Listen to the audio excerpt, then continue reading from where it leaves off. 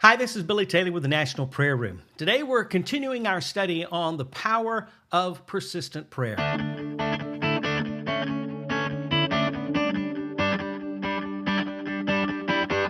Last week we talked about the importance of persistent prayer, prayer that doesn't give up, prayer that keeps on bringing the request to God until either He answers or He tells us to stop praying. We talked about how persistent prayer honors God, how it reveals my commitment to Him, and how it breaks through spiritual resistance. This week, we're going to look at a promise Jesus made regarding persistent prayer. Persistent prayer is a forgotten practice in the church today. We live such busy lives that we hardly have time for prayer, let alone persistent prayer. However, Jesus said that those who persistently come before the Father with their request will have their answer. In Luke 11, Jesus tells the story of a man who has unexpected company arrive at his house at midnight. Since they've been on a long journey, the man wants to provide them with a meal. The problem was he didn't have anything to offer them. He didn't even have enough bread to feed them sandwiches. So he goes to the neighbor, knocks on the door, and asks to borrow some bread. Unfortunately, because of the lateness of the hour, the neighbor refuses. I can just imagine the scene. Knock, knock, knock. Who is it? Hey, Charlie, it's me, Frank. Go away. I need to borrow some bread. Some friends have arrived from a long journey, and I need to give them something to eat.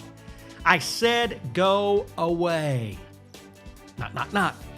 Hey, I am so sorry, but I need to borrow some bread. Go away. My kids are asleep. If I get up to help you, then they'll all wake up, and I'll have to get them all back to sleep, and I've got an early morning. Go away. Knock, knock, knock. I am so sorry. I hate to keep bothering you, but I really need to borrow some bread. Jesus says that even though the neighbor won't get up to give him what he needs because of their friendship, he will get up because of the man's persistence. If you have children, you can relate to the story. Having raised 3 children myself, I know what it's like to finally get the kids in bed, the lights out, and just snuggle under the covers when you hear that little voice, Daddy! Now, for some reason, my wife trained all of our kids to call out my name in the middle of the night. In the most loving voice you can muster, you shout, "Go to sleep!" Daddy! Go to sleep! Daddy! Finally, in frustration, you throw the covers back, walk through the dark house, usually stepping on a Lego or some other sharp-edged toy, and deal with the need for a drink or the shadow that looks like a monster or whatever issue your child is crying about. Now, Jesus says in verse 9, "So I say to you, ask, and it will be given to you. Seek, and you will find. Knock, and it will be open to you. For everyone who asks receives, and he who seeks finds, and to him who knocks it will be opened." These 3 phrases build on one another. The beginning point of prayer is asking. Just as a child willingly asks his father for his needs, so we are to ask God for our needs. Seeking is that next step. It puts action behind the ask. It's the idea of actively asking. Knocking is the highest level. In the parable, the man goes to his friend, he asks for help. He seeks the help of a friend and then knocks on his door. I can hear him quietly come to the door and calling into his neighbor's house. When he doesn't get what he wants, he asks a little louder, and then he begins to knock quietly, and then he begins to bang on the door. I love the way the Amplified Bible gives us a clear understanding of this verse. In verse 9 it says, "So I say to you, ask and keep on asking, and it shall be given to you. Seek and keep on seeking, and you shall find. Knock and keep on knocking, and the door will be open."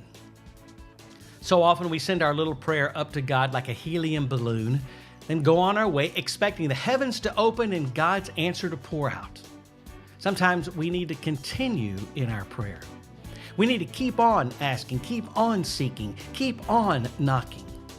Jesus ends this teaching in verse 11. It's a powerful promise that sums up persistent prayer. In the Amplified Version, it says this, "If you then, evil as you are, know how to give good and advantageous gifts to your children, how much more will your Father who is in heaven, perfect as He is, give good and advantageous things to those who keep on asking Him?" If we as earthly parents know how to give good gifts to our children, how much more Will our Heavenly Father hear and answer our requests when we keep on asking? Are you persistent in your prayer, or are you praying once then hoping to get an answer? Is there a request that you've abandoned because the answer didn't come right away? Jesus invites you to keep on asking the Father what you need. Keep on asking. Keep on seeking. Keep on knocking. Persistent prayer is the secret to opening the doors of heaven and receiving God's answer. Now, I've created a special tool to help you be more persistent in your prayer. It's a prayer reminder that allows you to enter your prayer request, and every day for 31 days, I'll send you an email reminding you to pray for that request.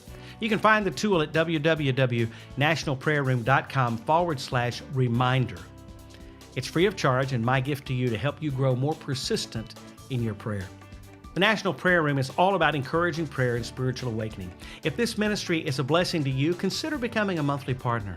Our partners make it possible to provide teaching and resources, helping individuals, families, and churches grow in their prayer life and experience all God has for them.